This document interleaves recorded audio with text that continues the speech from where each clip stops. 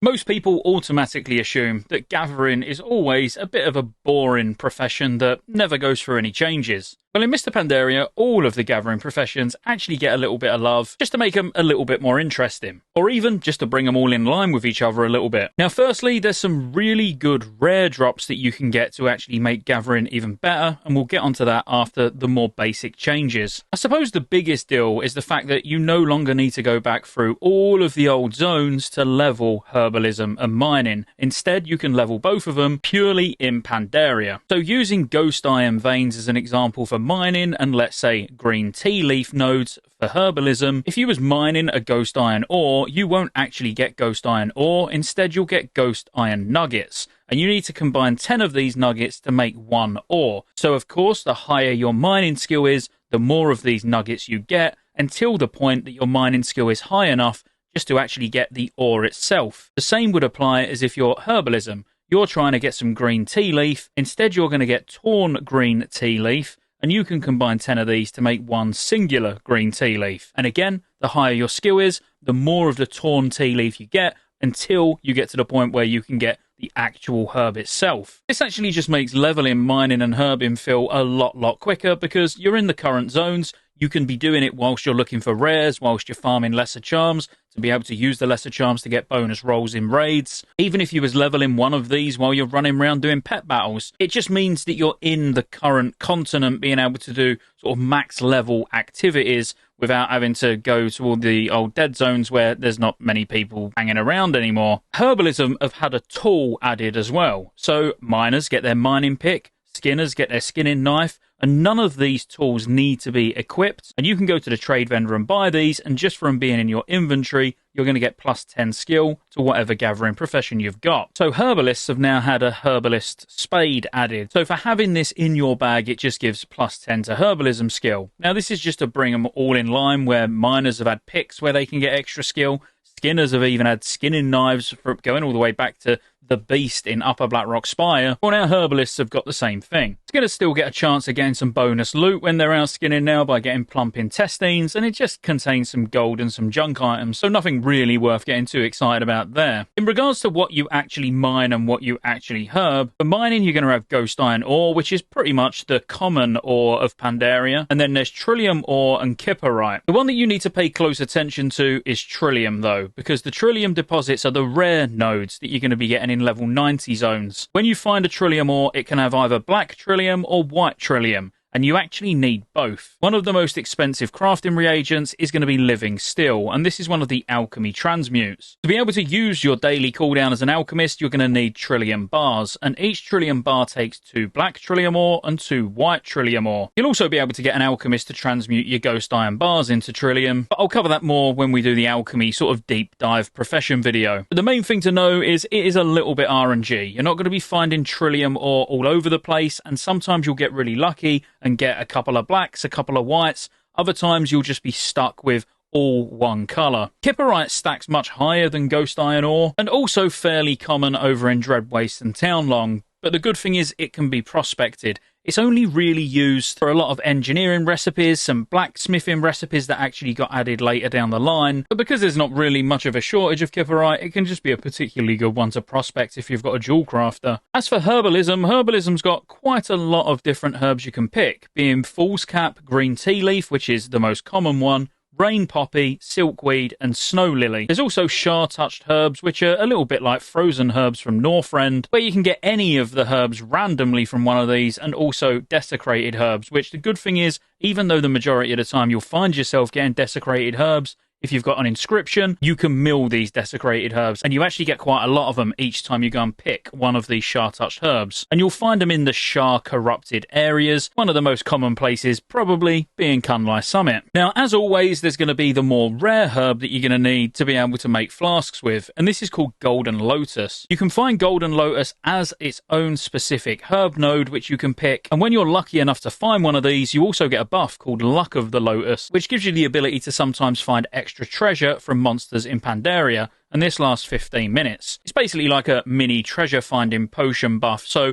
if you pick one of these up, it could be worth then going and doing some grinding somewhere for 15 minutes until you get the buff again. But if you're just out herbing, that probably don't interest you. The good thing about Golden Lotus is you can occasionally find it from all other herb nodes as well. So it's not just the individual Golden Lotus node that you need to find. You can get these from other sources. Another thing worth mentioning really is the fact that these are needed to make flasks, and you don't specifically need to herb them to be able to get them, because the motes of harmony that you'll loot from killing basically anything in Pandaria, you combine those into a spirit of harmony. You can actually trade the spirits of harmony in for Golden Lotus, so technically you can go out and just grind on mobs to be able to get what you need to make flasks anyway. All of the herbs, including the desecrated herbs from Shar-Touched Herbs, can be milled. However, the higher level the herb, the more chance you've got of getting the misty pigments, which is like the rare ones that you're going to need to make cards with. So Fool's Cap in particular is probably going to be a good one to sell. Just briefly on skinning, because it's really not changed that much at all. The skinning knife now gives plus 10 skill to skinning, and obviously you just need it in your bag. A magnificent hide is going to be the new rare leather for Mist of Pandaria. It's got a really low drop chance, but you can use 50 of the more regular level to turn them into the magnificent hide, and obviously you're going to need this magnificent hide for pretty much any half decent level working recipe. Now that's pretty much what each of the gathering professions can actually go out and gather, and the reason why you would want any of them. But what about the rare items I was talking about? Because these things really make the difference between you being a good gatherer or an amazing gatherer. Firstly, in this cave over in Jade Forest, there's a rare mining pick that you can get. Without this mining pick, you cannot find gems from mining nodes. So if you're out mining all day long, you'll never see a gem. However, if you've got this rare mining pick, you now can.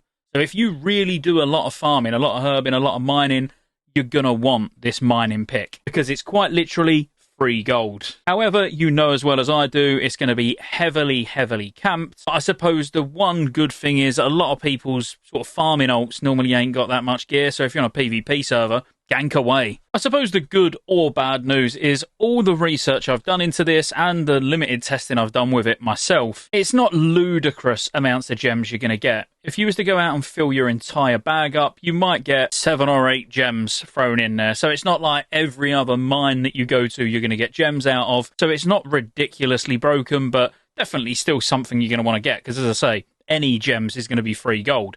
And yes, you can get rare gems as well, not just the green gems. But the one thing every gatherer is going to want is the Forager's Gloves. Now, these come from this rare over in Kunlai Summit, and it's going to be camped heavily, because this actually puts your herbalism speed, as in the time it takes you to gather, down to 0.5 seconds. It is so noticeable, and the ability to be able to drop down a mine in front of someone who hasn't got these Forager Gloves, even though they got there first, is epic. I'm such a troll. But yeah, these Forager Gloves are really good. Much better than the mining pick in my opinion, and anyone who's got a herbalist, miner, gathering alt is going to want to try and get hold of these, but it's not going to be easy. The only thing worth bearing in mind is if you're trying to get these specifically for a herbalist that's actually a Tauren, there's no point even worrying about it, because if you're herbing as a Tauren, you're already at the 0.5 second to gather it anyway. I did see historically that this actually worked with surveying as well for archaeology, taking it down to half a second, but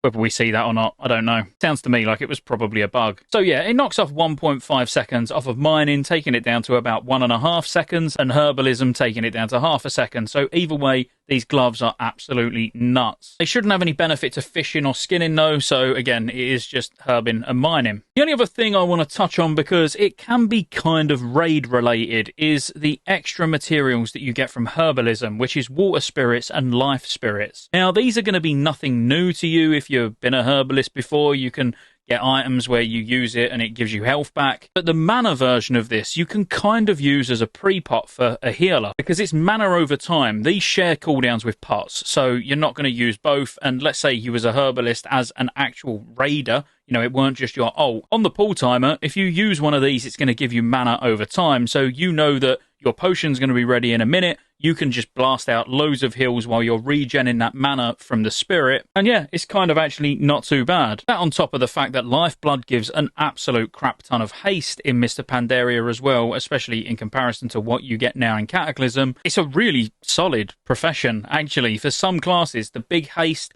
the heal, the being able to get the water and life spirits, I mean, it's not as bad as it would probably be considered now to be raiding with herbalism. There is going to be one more thing you're going to want to get, and lucky for you, it doesn't come from a rare. Instead, you're going to have to get one of your friendly engineers to craft you a pair, and that's a pair of mist-piercing goggles. Now, mist-piercing goggles don't actually need to be equipped to get their special benefit, but while you've got them either in your bag or on your face, it allows you to see additional mining nodes and herbs while in Pandaria. The rough estimate on how much more you're actually going to see hovers somewhere between 5 and 7%. You might even notice yourself when you run around mining and herbing without these on, you'll see nodes shrouded in mist. Well, basically, these are what that's removing. So whilst you'll actually be able to see the herb and the mine, it won't show up on your mini-map as gatherable without having these in your bag, but it'll end up being such a small investment that there's absolutely no reason not to grab a pair. But that's about it when it comes to gathering professions. Hopefully you found something useful to take away from this video. If you enjoyed it, as always, be sure to like and subscribe. Check out Rested XP in the pinned comment in the description for the fastest way to level in every version of World of Warcraft. I'll see you on the next one.